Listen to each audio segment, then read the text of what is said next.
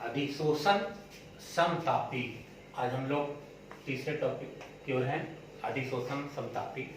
अगले टॉपिक में भौतिक अधिशोषण, रासायनिक अधिशोषण, अधिशोषण, अवशोषण सारे टॉपिक पढ़ लिए, इंट्रोडक्शन पढ़ लिए।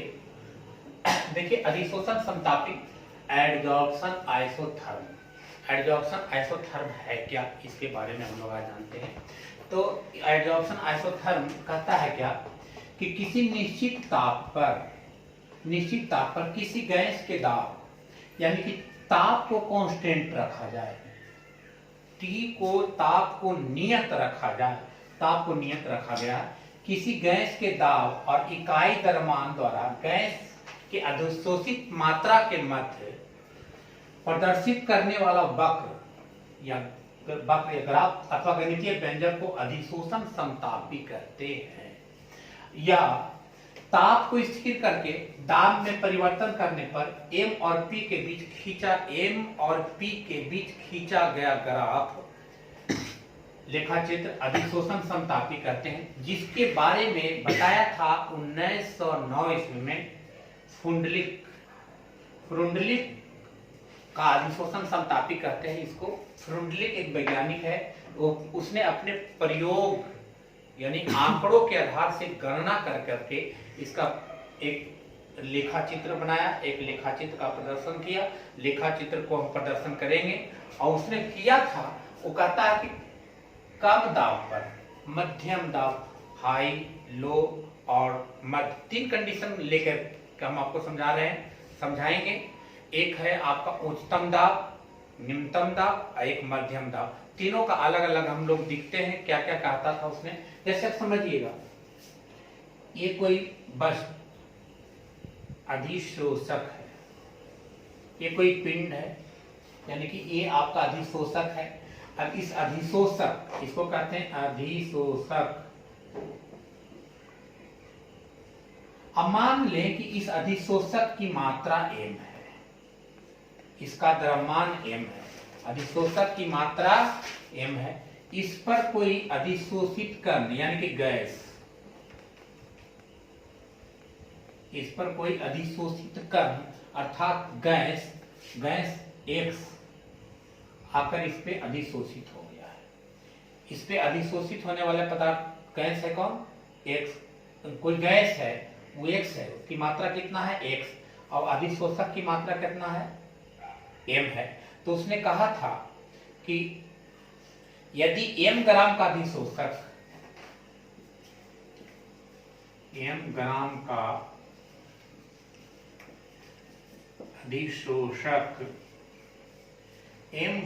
का अधिशोषक में गैस की अधिशोषित मात्रा X है, तो अधिशोषण की मात्रा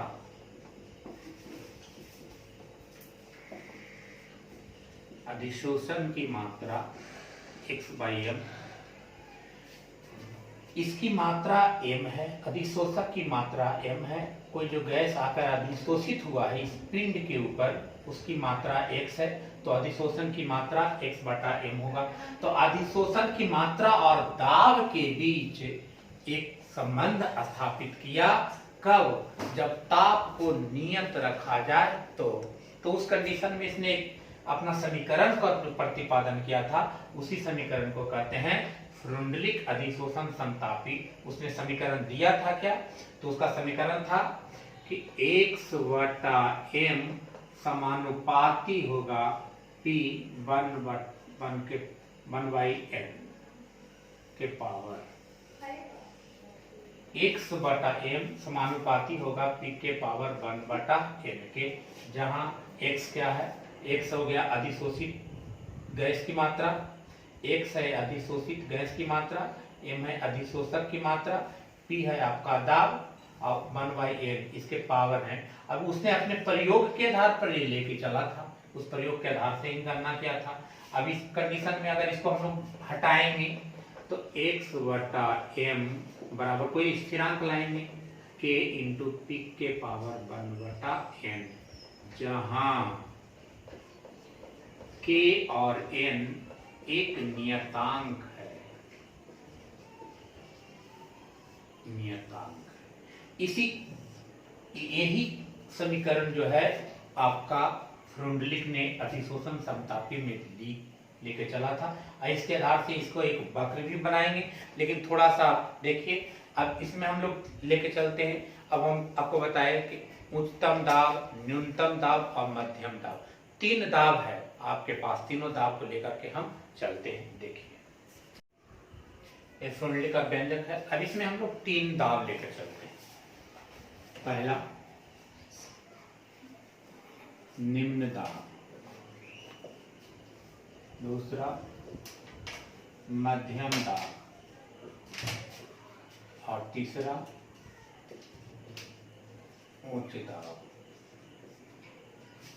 अब कहता है 3 कंडीशन लेके चले हैं, एक निम्न दाब, एक मध्यम दाब और एक उच्च दाब। निम्न दाब पर क्या होगा, मध्यम दाब पर क्या होगा और उच्च दाब पर क्या होगा।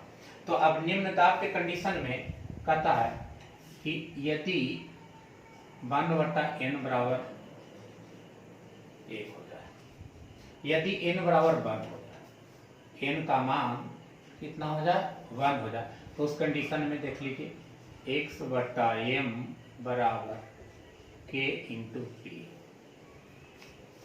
ये आपके निम्न दाब के लिए। यदि 1/n का मान अगर 1 हो जाए, निम्न दाब पर अगर 1 हो जाए, तो अब 1/n का वैल्यू रख देंगे तो x/m बराबर k × p हो जाएगा। अब मध्यम दाब के लिए x/m बराबर k × p 1/n हो जाएगा। अब n का मान है जो 1/n हो जाए, n का मान 1 से अधिक होगा, n का मान बड़ा होगा 1 से। अब उच्च दाब के लिए तो कहता है कि यदि n का मान 0 हो जाए, यदि n का मान 0 हो जाए, तो उस कंडीशन में x/m बराबर k × p के पावर 0। 1/n का मान 0 हो जाए तब p के पावर 0। अब जानते हैं कि किसी का भी पावर अगर 0 होता है तो उसका वैल्यू 1 हो जाती है। तो उस कंडीशन में आ जाएगा x/m बराबर k, यानी कि k एक स्थिरांक है, अर्थात x/m बराबर स्थिरांक। तो अब n का जो वैल्यू है वो 1 से बड़ा होना चाहिए। अब 1 से बड़ा कहने का मतलब है कि 2 हो जाए, 3 हो जाए, 4 हो जाए, उस कंडीशन में अगर रखेंगे इसका मान, तो n मध्यम क्रम के दाब के लिए, क्रम के दाब के लिए n का मान 0 से 1 के बीच,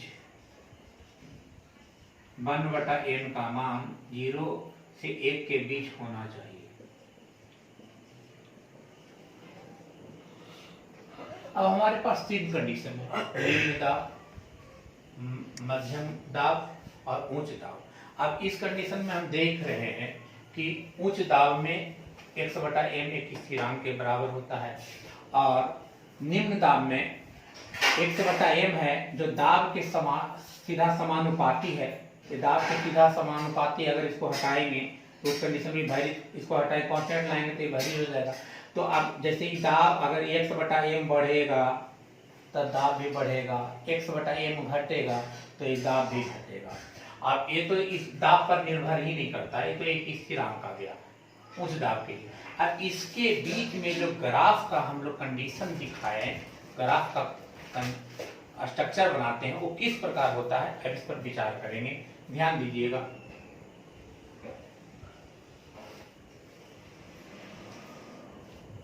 x axis, Y axis, X axis.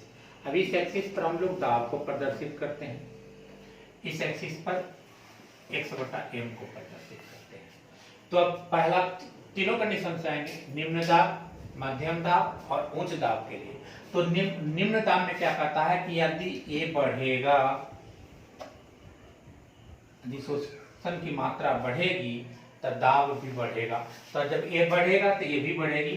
तो उस कंडीशन में इसको y मान लें, इसको x मान लें, तो उस कंडीशन में इसका जो ग्राफ होगा एक सीधी रेखा में होगा, सीधी रेखा में होगा कि अगर ये बढ़ेगा तो ये भी बढ़ेगा। अब मध्यम दाब के लिए, तो मध्यम दाब के लिए ये आपका थोड़ा सा कर्व हो जाएगा। अब इसमें तो दाब पर निर्भर ही नहीं करता है, x/m एक स्थिरांक के बराबर होती है, इसका मतलब ये सीधा क्रम में चला जाएगा। अब यहां से 3 पॉइंट ले लेते हैं।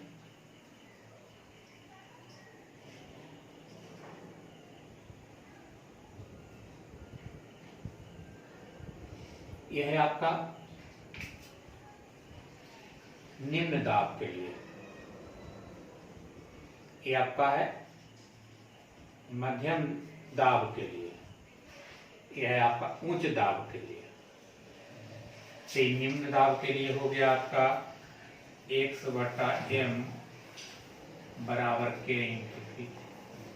ये आपका हो गया x/m बराबर k इंटू पी के पावर 1/n। ये हो गया x/m बराबर नियत। अब इस कंडीशन में देखते हैं कि अगर ये बढ़ेगा, पहला कंडीशन से निम्न दाब के लिए अगर अब x/m बढ़ेगा तो दाब भी बढ़ेगा। अब इसका इसका जो एक कर्व है वो ग्राफ थोड़ा सा कर्व होता है। कर्व कैसे होता है, अब इस पर थोड़ा सा देख लीजिए कर्व क्यों होता है। जैसे मान लीजिए कि एक पात्र है, एक पात्र है, तो अब गैस की मात्रा x है, इसका द्रव्यमान m है। तो m द्रव्यमान की वस्तु अगर निम्न दाब पर आती है तो पहले तो ये अवशोषित हो जाती है इसके चारों तरफ, ये अवशोषण हो गया। अब इसके बाद जब मध्यम दाब पर आते हैं, अब ये अवशोषण होगा।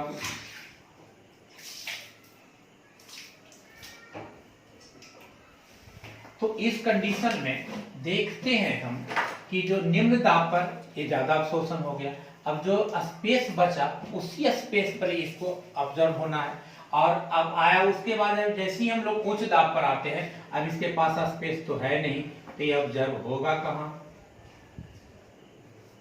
तो इस कंडीशन में निम्न दाब, मध्यम दाब और उच्च दाब का ये आपका, इसी को कहते हैं हम लोग फुंडलिक का ग्राफ, फुंडलिक अधिशोषण का वक्र। यह है आपका फुंडलिक अधिशोषण वक्र। अब इस कंडीशन से थोड़ा सा आगे हम लोग चले, मेन पॉइंट पर आ जाए आप।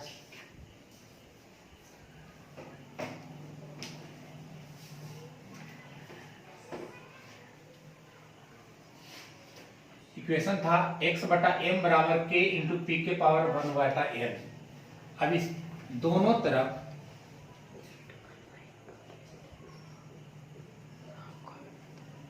लॉग करने पर, दोनों तरफ लॉग करने पर, अगर इसको हम लोग लॉग कर लें तो क्या हो जाएगा, log x/m बराबर log k इंटू पी के पावर 1/n। अब इस कंडीशन में थोड़ा सा हम इसको देखते हैं लॉग के कंडीशन पे कि log a into log b, हम लोग पढ़े होंगे कि log a into log b, तो log a into log b बराबर log a plus log b। अब इसको आगे बढ़ाएं, log x/m equal to log k plus log p के पावर 1/n। कहां से आया कि log a इंटू बी बराबर log a plus log b। फिर पुनः log a into log x के पावर y बराबर y log x। फिर पुनः इसको हम लोग तोड़ देते हैं इस कंडीशन पे, और log x/m equal to log k plus 1/n log p।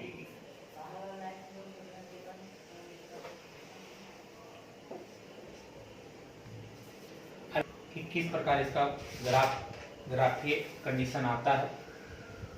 तो अब इसको हम लोग ग्राफीय कंडीशन में एक कंडीशन के तौर पर हम लेके चलते हैं। अगर इसको हम ये जो भाग देख रहे हैं इसको अगर हम c मान लें, इसको बाई एक्सिस मान लें, बाई पर ये आपका भाग हो गया c,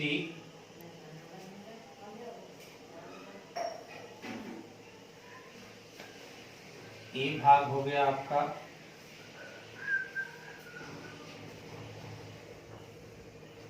m, आई भाग हो गया आपका x, यानी कि y equal to c plus mx।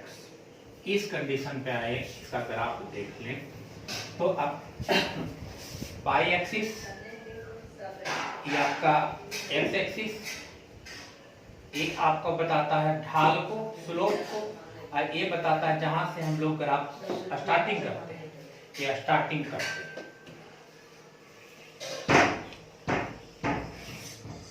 By axis, X axis, तो बाई एक्सिस में है log x/m।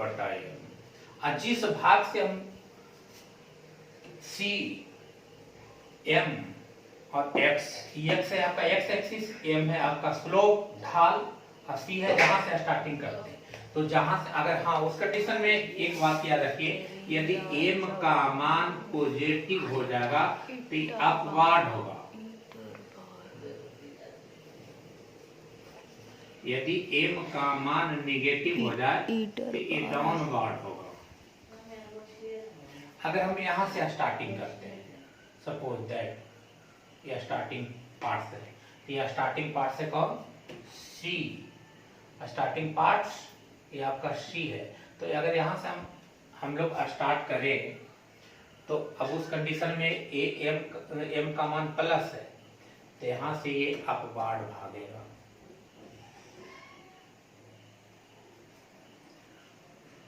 log p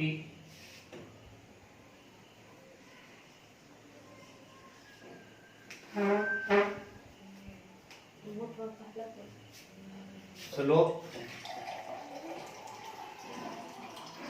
ढाल बटा ये, अब इसका ग्राफ ये हो जाएगा।